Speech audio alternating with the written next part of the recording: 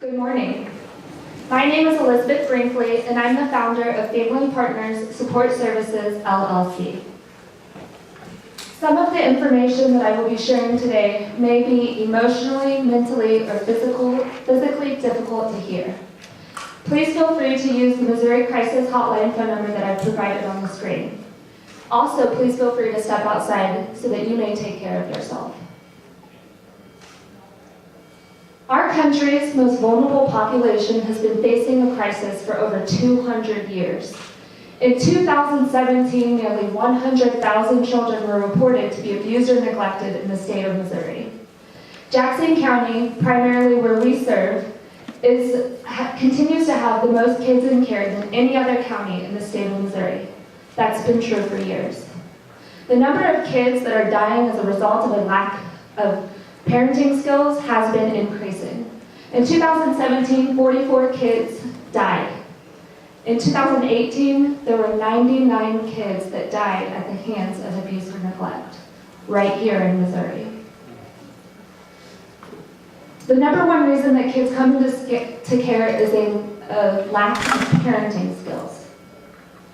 This can also be transferred into the number one reason for child abuse and neglect, and the number one reason for child fatalities in the state of Missouri.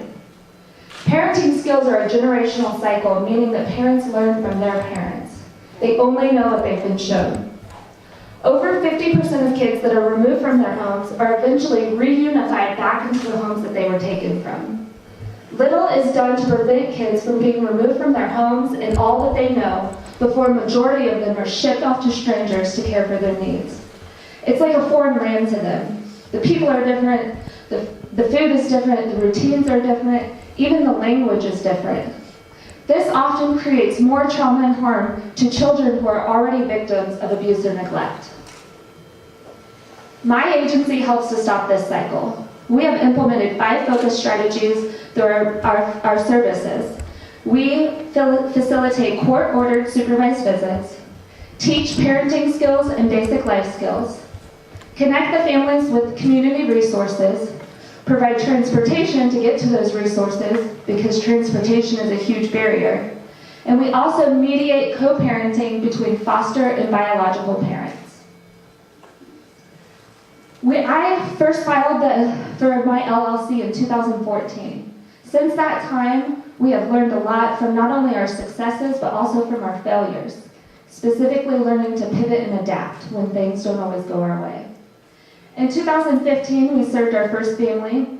In 2016, we quadrupled our annual revenue. In 2017, we served over 100 children. And in 2018, we entered our 3rd contractual agreement, now serving the Missouri Department of Social Services, Great Circle, and Crittenton Children's Center of St. Luke's East. Through research and networking, we now know that there are other contracts available. Just last week, we started the paperwork to serve Missouri Alliance for Children and Families. In February of 2018, the Family First Prevention Services Act was passed. This is the first child welfare law passed in over 20 years. It places a focus on funding to keep families together rather than tearing them apart when possible. In 2017, in the 5 counties that we serve right now, there were nearly 1,200 kids that entered foster care. That's 1,200 kids that could benefit from our services. We have a strategic plan to enter into these markets. I am a part of the Kansas City Child Abuse Roundtable Coalition, and I'm also on the state and local committees surrounding the development of the Family First Prevention Services Act. We have built a tremendous reputation in child welfare, growing our agency over time over the years for referrals. Last year, we launched a website where professionals and families can reach out for services. We also have printed materials. We stay engaged and involved where we can hand those out. Over the past couple of years, we've revenued over $120,000. According to our industry market code, we should see an annual revenue increase of 5% each year. In addition to this, I will be graduating in May with my master's in social work, where I can then add clinical services. We can start providing individual and family therapy as well as diagnosing mental health diagnosis. There are similar programs that offer similar programs that we have, but they don't offer them as a bundled package. Most of them offer either parent education or therapy, or transportation or case management. We want to be a place where families can come to and get all their needs met in one place. We also are trauma and child welfare focused. We're the only agency that fosters the relationship between the foster and bio parents, and we're the only agency involved in the Family First Prevention Act.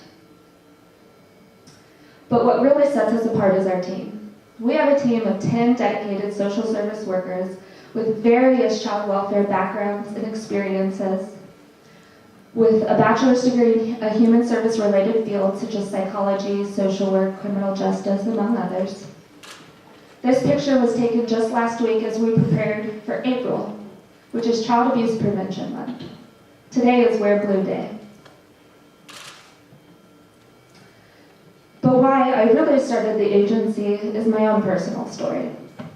This is a picture of me taken from a newspaper article when I was 4 years old. My family attended a Christmas parade at a homeless shelter that we were staying in. My family suffered many of the risk factors that we've talked about today.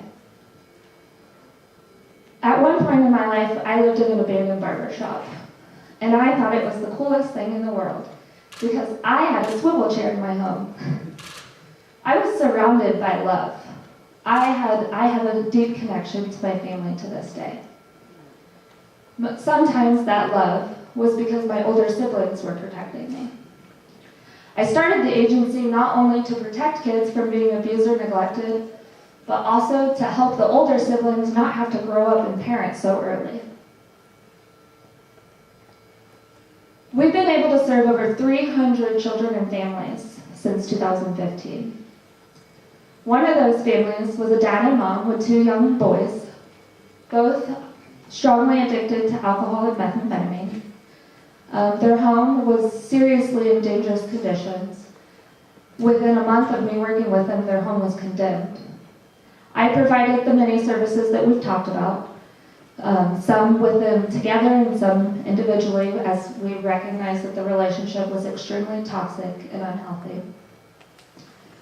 I spent numerous hours with them, taking them to drug treatment. I'll never forget Dad riding in my back seat, 50-year-old man riding in my back seat, crying 1 minute, laughing the next minute, extremely enraged the next minute as I took him to the emergency room.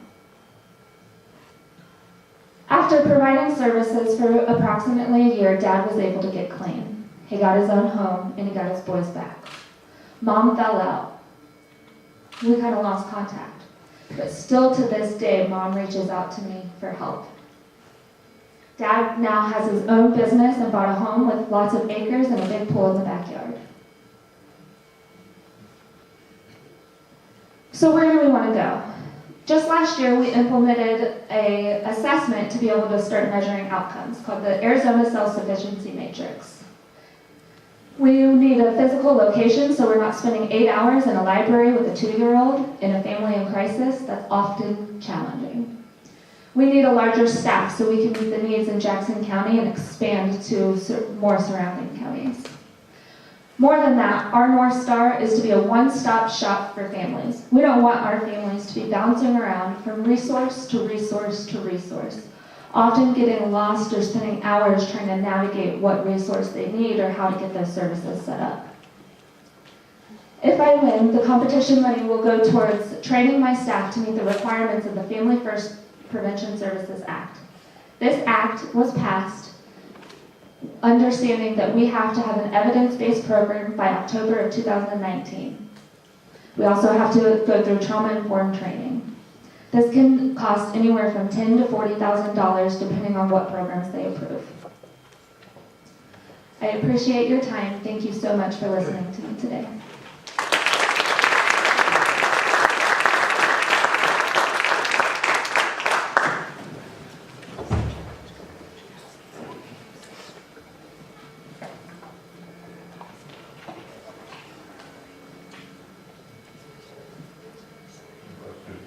Yes, sir.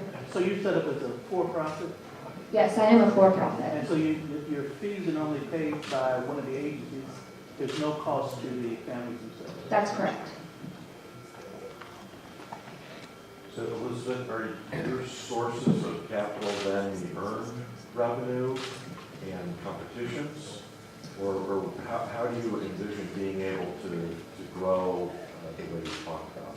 So the number one way to increase our revenue is we need larger staff because it is a fee by service. So it's earned revenue, competitions, and right now that's how we've been doing it. Yeah. Okay, going to the question about the LLC, have you thought about restructuring as a 501c3 and then getting grant dollars or other charitable resources? Yes, I've now entered into another business program at UMKC called the Levitt Challenge, and they focus on like social enterprises. And so I've been talking with my mentors there about possibility adding like a nonprofit or a hybrid type agency. You indicate that you want to have a one-stop shop. Is it possible to cover that broad spectrum with one group of individuals? So when talking about a one-stop shop, through the research for the Family First Act, their main focus is drug abuse, mental health, and parenting skills. We've got the parenting skills and the navigation to the resources. So if we're thinking too broadly, absolutely. But if we're thinking what research has proven to help, I don't think it's impossible. If we provide the individual family therapy, drug therapy, and then still provide those outside resources to our community partners. Thank you. Yes. My question was related to say, do you have strategic partners in Kansas City that will help with a specific niche like drug or rehab, where you can focus and specialize in parenting and something like an Oxford House and working with families on living, safe sober living? Yeah, we've built relationships with them right now. I am very connected with a parent educator who's been parent educating for over 20 years. And then I've recently begun talking with a drug treatment counselor and kind of starting to make those collaborations. With grad school being so present, it's difficult for me to start making those partnerships, but that is my plan for the summer. Yes, sir. As far as scalability, are you looking at eventually, long term, being able to offer this outside of just that particular area? Yes, I would like to grow and have like family resource centers all across Missouri and ultimately, hopefully, the country someday. Elizabeth, how do you define success? So that's one thing that I've really struggled with, to be honest. That's why I wanted to implement the Arizona Self-Sufficiency Matrix to start seeing what areas our success was, because it's not necessarily always a child reunifying. I mean, the reality is 53% of kids last year went back home, but there was still 47% that didn't. So we've got, or 37%, I'm sorry, but we've got to really focus on what success is. And so I really focused on the development and well-being, because we do have parents who eventually do sign their rights over in a good place. Like they recognize that they've grown, but they're not there yet. So that's something that I'm really working hard on right now, too.